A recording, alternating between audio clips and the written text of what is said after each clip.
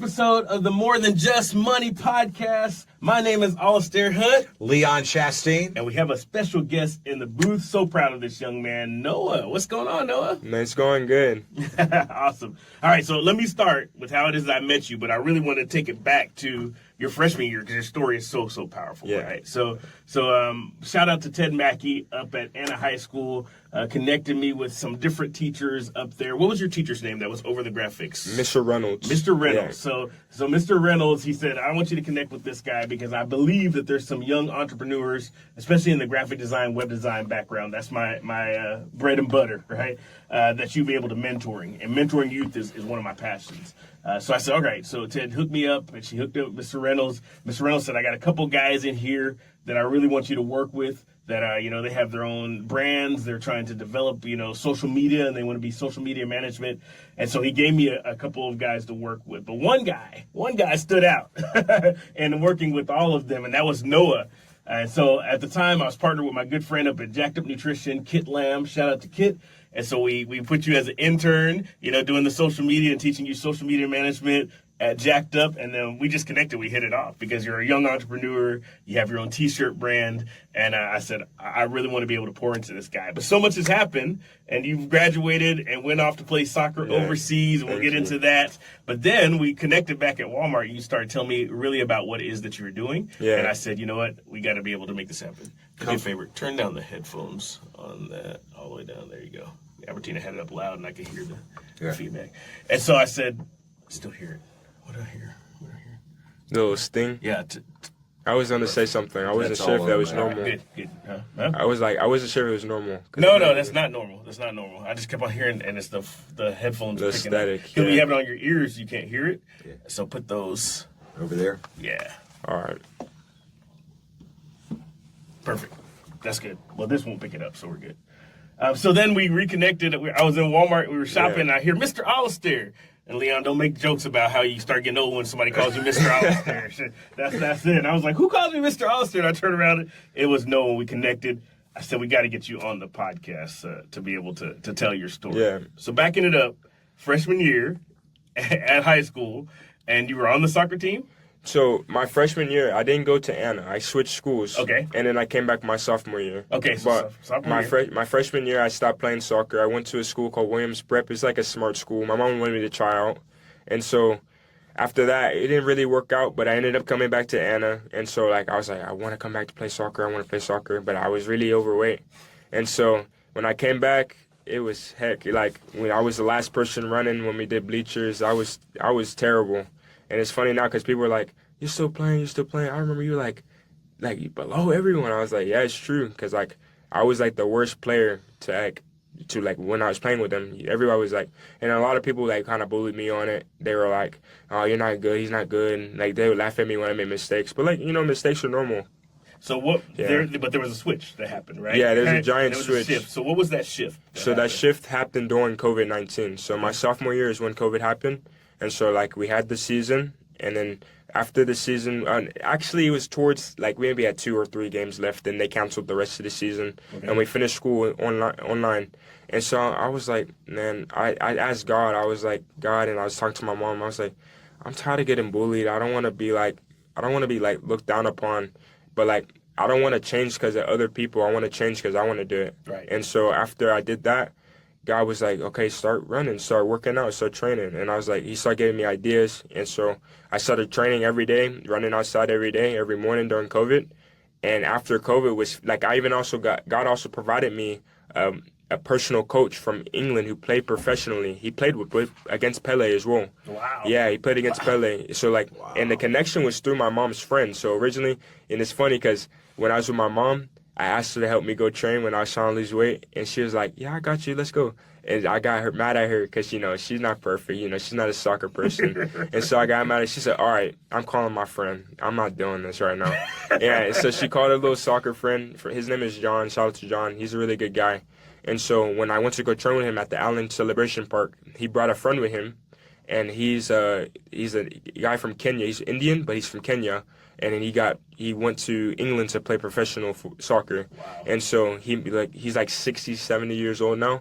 And his name is Roger Verdi. Very not really talked about in his guy. age bracket, 60 Nah. 70. Come on now, Mr. Alistair. I'm never gonna live that down, by the way, Mr. Alistair. Just so you know. Hey, you gotta be professional. That's you know? it. I appreciate it, man. Yeah. It's funny because people would say, "Don't call me Mister," made me feel old, and I was like, "Nah." My mom always told me. Yep.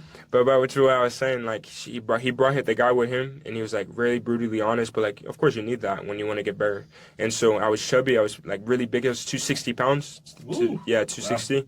And the guy was like, "Yeah, you need to lose weight. You need to be better. If you want to get better, you have the height. You can have a little bit of forward, but you need to lose the weight if you really want to excel." So I would meet with him 2 or 3 times during the week. And on the other hand, I had a friend who would train with me on the side. I would train every day, train really hard. Then 3 months came by, and he was like, I was losing weight like really fast because I was working out like a maniac. So I was working out. After like 3 or 4 months came by, I was like noticing like different. My hair grew out because I used to be really bald, like I do a bald cut. Mm-hmm. And then when I came back to training one day, he was like, he didn't even recognize me. Like I was just all of a sudden like because it just happened so fast. I didn't even like I would wear the same training gear, but it just felt looser and like I was faster. And so after that, he was like, "Wow, like you really put in the work. You really grinded. You really did that." And so like when I came back to high school, of course I kept working. I got even more slimmer after making more progress. And so when I came back to high school, you have to wear a mask now. And my hair grew out. Nobody knew who I was. No, wow. like they're like, "Who's that?" I'm like, "It's me. It's Noah." And they're like, "No way," because like you have to take your mask off when you're not really supposed to take your mask off in high school. And so when I came back, this was going into my junior year, and I was super more fit. I was better at soccer, of course, because I trained. And so take my mask, they're like, "No way." My coach was like, the coach I was trying to impress, he was like, "What is going on?" And I was like, "Yeah." And so like really just like lost weight, and that's how my after that's when I really started getting better, really started getting my highlights for playing soccer. So now there's a lesson in this because when you first came back, it's not like they put you as a starter, right? Yeah. Coming out the gate, right? Yeah, so talk a little bit about you've worked and done all this work. Yeah. You've lost all this weight. You've acquired some skills. You've gotten better. Yeah. But when you came back, there was a little bit of skepticism. Yeah, right? there was. So the thing that I lacked still was confidence. And I asked, my coach was Coach Ellis. Mm-hmm. And I asked him, I was like, what can I work on? Because I was really trying to prove to him that I can play. And so he was like, you lack confidence. And so after we had a game against, I want to say, I can't recall the name, but it was a scrimmage game. And so he let me play the second half, and he let the other starter play the first half. He was a senior and I was a junior, and he was a really good player. So I learned a lot from him along the way. But after I played really good for the majority of the half. But like the last 2 minutes, I made a big mistake. But we were up like 6 goals. We were up already 6 goals. They 6-0. And so I made a big mistake, and everybody was making fun of me. And like after that, it made me like my confidence like kind of really dropped. And he was like, "Yep, you need to work more on your confidence." And that's like a prime example of what happened because I wasn't confident when the mistake had happened. And so like after that, he pretty much benched me my whole junior year. I didn't play at all. Like I only played one game, and that was like last 10 minutes of it because we were destroying them. I think I was in Cattle Mills. And so after that, I was like devastated. People made fun of me. They're like, "That's why you don't play. That's why you made a mistake." And I wasn't even like a rude person. I never like try to go against people. And people were just really mean to me. And so, God told me, He said, "Keep working. Don't stop working." And so God brought in other investments to my life. So there's a kid that came from Allen, Sebastian Martinez. He and his father really invested time into me, and they put me on my first club team. And most kids join a club team when they're really young. Yeah. I joined my first club team when I was a junior, and I think I was about 16, 15. Wow. So like I joined like a club team kind of really, really late. And so they put a lot of time and invested a lot of time into me. His coach and his father did a lot of private trainings with me. And of course, I made a lot of mistakes when I was with their team. But like I was brand new, so I had to learn a lot of things. So like I always tell people, I'm like, this is like my fourth year because I'm a goalkeeper. That's my position in soccer. Okay. So I'm like, because I pretty much consider my sophomore year basically my first year of playing soccer because, back then I was a defender and then I switched my position my 8th grade year. But then after that, I stopped playing soccer because I went to the smart school and down in Dallas. Mm-hmm. And so after that, I came back, worked my way up. But back to what I was saying was, he really invested a lot of time into me and, helped me get better, helped me learn. He was like, Noah, you have a lot of potential. Just pay attention to the small details, And that's something I really use now, today. I always try to use that in everything that I do. Not just soccer because, you have, you're outside, with your family, of the other things that you take care of. And I always try to pay attention to small details. And that's the biggest thing that stuck with me. And so after, my junior year was over, I was devastated. I was mad. I was upset. But my grind never decreased. It only increased. My hunger only increased. And so after that, I was like, during the summer, I was grinding. And what made me more upset was that when my coach, at the end of the season, the coach was like, hey, guys, I got to tell you something. He was like, everybody was like, I was like, he's going to leave. I know he's going to say he's going to leave. And he said he's going to switch schools. And so the very thing I was trying to prove to him, I couldn't do it anymore because he was leaving. And so we had a coach coming from Bonham High School, and Coach Gamboa, which I have a good relationship with him right now. He's a really good guy. He plays semi-pro down in for the Dallas Sidekicks. Oh, wow. Yeah, so he's still playing. He's still a really good player. Oh, cool. Yeah, he scrimmaged with us in the mornings when we train in the indoor facility, but he's such a good coach. And so God had told me, like, your purpose wasn't to, like, impress the coach. It was just to better yourself. Yes. So, like, I had to rearrange my focus because I was so focused on trying to show Coach Ellis. I was like, I need to show him that I'm good. I need to show him that I'm the best. Like, but after he left, I was like, what's the purpose now? Pause there. That's a big one because a lot of times, and it's not, sometimes it's a coach, sometimes it's a parent, sometimes it's somebody that we look up to. A lot of times that'll get us started, right? Yeah. Like we'll be trying to impress or we're trying to prove or try to live up to somebody. Yeah. And it's okay to be able to start there, but at some point you have to shift that, right? And Yeah. find your own reason inside to really push yourself forward. Or else sometimes that goal will keep on moving or the bar will keep on moving or that person doesn't know how to give you that love or give you that appreciation because it was never shown to them, right? Yeah. So that's a big one. I don't want to gloss over that whole point. I've been big my whole life, and I was made fun of in high school. I was made fun of in elementary school, all the way through. And I love what's happening here is I'm the oldest guy in the room. He's the next oldest, and then you're the baby, But but the short and the long of it is, if somebody's watching this, you said something a while ago about taking the mask off. And a lot of times you may be younger and you've got this mask on and you're really getting beat on, you're getting made fun of. Sometimes just taking that mask off and just being you and being willing to put the effort forward is, we live in a world today that world is more like a drive-through instant gratification. Drive through McDonald's, get my meal and leave, or Whataburger, Chick-fil-A, whatever it may be. Unfortunately, what you said is it's called work. My generation knew it. His generation knew it. Your generation has been, hey, I just want the instant gratification. No, if you're overweight, if you're getting abused, or you're getting picked on, you've got to put the work in to show change it, and take your mask off. And being real with people sometimes is it's okay to do that. And finding a great mentor, because when you find a great mentor, they can literally shift your environment. Yeah, and to add on to that, I think the biggest thing that does that for that short gratification is the social media, scrolling TikTok, Instagram. And I'm not trying to hate on my generation, but it's true. It's like that's why their attention span is so short. They can't stay on a simple conversation for a long period of time because they're so focused on what's going on in other people's lives. They can't even be head straight on what's focused. So one of the biggest things, I always try to stay off of social media. The only time I'm on there is if I'm trying to post about my brand, if I'm trying to talk about business, if I'm trying to, really trying to make motivational videos for my soccer clips.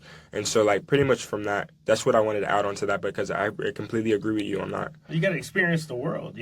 One of my good friends, she went to a concert the other day and she filmed the whole concert, which means that she was here instead of being in the environment and enjoying the concert. Right. So if you're looking at this little bitty screen that everybody else is going to look at because you're so worried about what other people are going to think versus actually being in the environment. You paid all this money to come to this concert to experience everything that's going on at the concert, but yet you're so focused on the screen. And she literally recorded the whole concert. I could have went to the concert just from watching her video because she was there, which means that she had to hold that and focus on that. It's about shifting your focus to being present in the environment. It's funny that you said that because the biggest thing, this one thing that I heard is like when you're with your friends or like when you're at like maybe a club, people will be like taking tons of pictures, but they're not being present. So that means they're trying to show an image. This is what social media does. They try to show an image to the public. They're enjoying themselves, but you don't really know what's going on. Absolutely. And if you're too busy, if you really have to show the public that you're enjoying yourself, are you really enjoying yourself? That's it. So like, I'm not a big, like, I used to be a big social person. Now I'm like more of like a little introverted now. That's what kind of being overseas did to me. Be a little isolated, separating myself from people. And now I'm like, analyze everything. Like I said, pay attention to small details. And now I see like people always posting, always doing this. I'm like, social media always lies to you. Right. And so like it always plays a big role into like short attention span. And it also plays a fake role in like making kids make them feel like they don't got what they have, what they want, or what they need. And that mask that you're talking about, putting on that mask. Well, I think also it's a very interesting subject because it's also mental health. Everything else that's around it is. So many of us get caught up, and it's funny to me that we always miss this. If you get in a car, the rearview mirror is only this big. Yeah. And if you constantly keep looking in that rearview mirror, you're going to have a train wreck going forward. But if you're, it's like, what story are you telling yourself? Are you telling yourself a lie? Are you telling yourself something that's going to shift your environment? And as you begin to quit looking in the rearview mirror and look ahead, and then if you've got somebody great like Alistair that coaches youth, that helps and everything else, that are coaches businesses or working with Miracle Farms, whatever, we're always looking in the forward to make sure we're changing lives. Now in the present, the past is past. Yeah, the past is gone. You can't touch it. Can't fix that. But what we can do is try to fix the present, the future, and the legacy. And try to take the past. And looking ahead. And so the past is I've gained the weight. Now the present, the future is I've got to get rid of it. Another thing, it's hard to have gratitude for what it is that you have when you're looking at what other people and you're constantly comparing to what other people have, right? There's always more stuff to get. There's always a faster car, a bigger house, and everything else like that. But at some point, you got to stop and give gratitude for what it is that you currently have. And that's something that I really learned this Sunday. Like, it's just like I already knew to do that, but like God's always going to give you reminders because you can always lose yourself. And the guy said, no matter what you're going through, it doesn't matter if, going through like, hell, going through hell. And like, always thank God, because when you can do that, and I think that's why I've been so fruitful because, like I said, it started from the bottom. I literally had nothing. But I always told God, thank you, thank you, thank you. And that's why I'm from where I am, where I started is where I am now. And when I tell people, they're like, how? Like, it's because, I put my faith in the God. I can say all my hard work is that, but God put those thoughts into my head. He's the one who articulated every situation, me meeting you, me meeting my other coaches, and me being here in this situation now. So, like, just showing gratitude is, like, the biggest role into playing into being extremely fruitful. And things that you have, like a mom that will invest in you. Shout out to your mom. Yeah, right? my mom is. Yeah, because she worked hard to be able to make sure it is that she supported your vision, your dream, and everything else like that, and always put the right people in front of you. I was blessed to have the same type of parents that if they didn't know, they put me with people who it is that I know. And that's why I love mentorship so much because I know how much it's meant to me and how much it means to so many different people. Just taking a second. So kind of a challenge to the people who it is that are watching. If you have a skill set, if you have a talent, if you have something that you're really good at, mentoring a young person, even just taking a little bit of time to give them a little bit of advice, you don't know how that ripple effect is going to happen and how that can completely, totally change their life. So I really encourage you to be able to look for ways to be able to mentor. Side note, right? Okay, so moving forward to you, I want to get some of the stuff that you're doing now, right? And so you have a T-shirt company. When I first met you, you had just started your brand. You did your first drop whenever I first met you, right? And getting it out. I was one of the people that bought a shirt, right? Yeah, and so number one supporter. Yeah, absolutely. So talk about about that shift to entrepreneurship and how that happened? So my mom, like I said, like shout out to my mom because she's like one of the hardest workers I know. She's like just like me, has a really good work ethic, obsessive work ethic. And so she was like, no, you should do something with your art, And this was during COVID as well. That's when I started, like, I did, like, little drops for people. Like, I did, like, a family reunion for a family. And then I also did some other stuff. And I made T-shirts for my mom as well. Like, I also did something recently for her. And so after that, I was like, God, like, I used to do these little Japanese. I was really into Japanese designs. Okay. And so that was my first little thing. It was called Inwin. And so after that, I was in school, and like when the class that you met me in, and God was speaking to me. He's like, divine grace, divine grace, divine grace. I was like, what does this mean? Like, what are you talking about? And I was like, divine grace. And so sometimes when God gives me a vision, I sketch it out. And so after I sketched it out, it had little wings on it and a divine grace, and it had a little scripture. And it was about being courageous and strong. And that was something that I was struggling with in the past, and then I had obtained it when I was a senior because I was captain. I had to be strong for my teammates.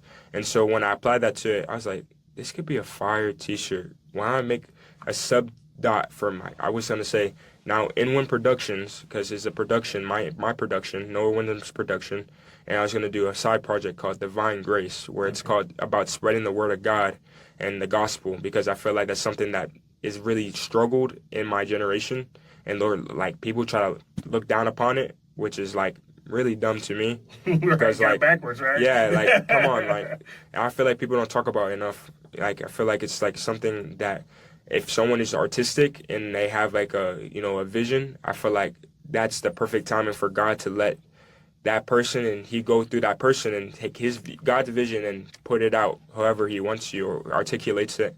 And so that's what I started doing. So I started making a lot of selling my clothes, making a lot of money at school.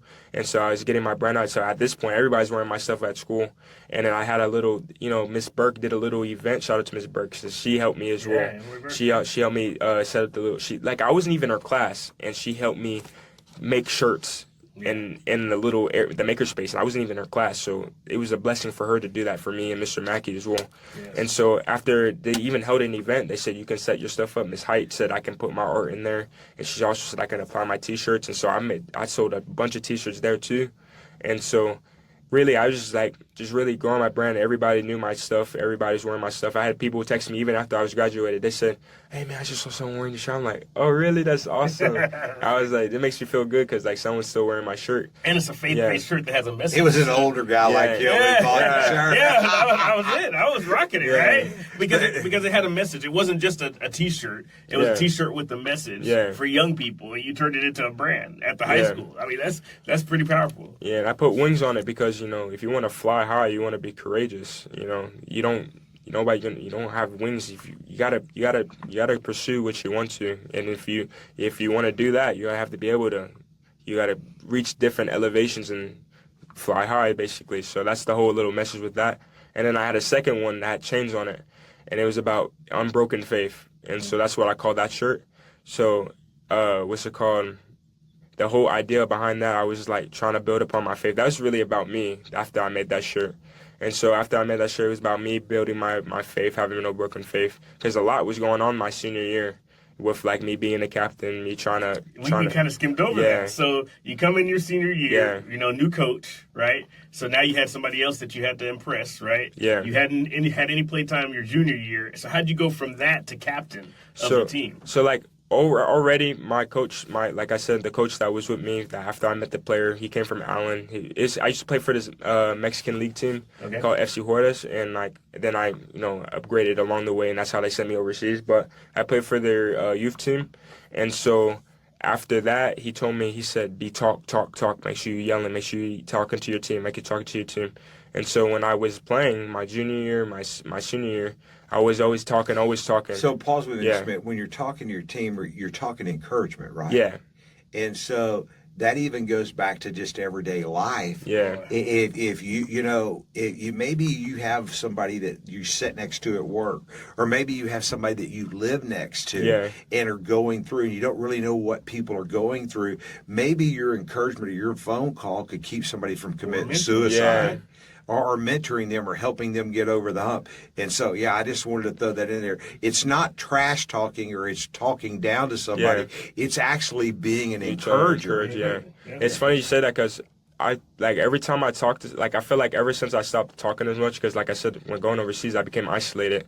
When I started talking to people, my words became more meaningful because they were more articulated in my brain. So when I started speaking them out loud, they were like, "Dang, you just told me something that's like really real." Like, cause in my generation, people will be fake, they will lie, you know.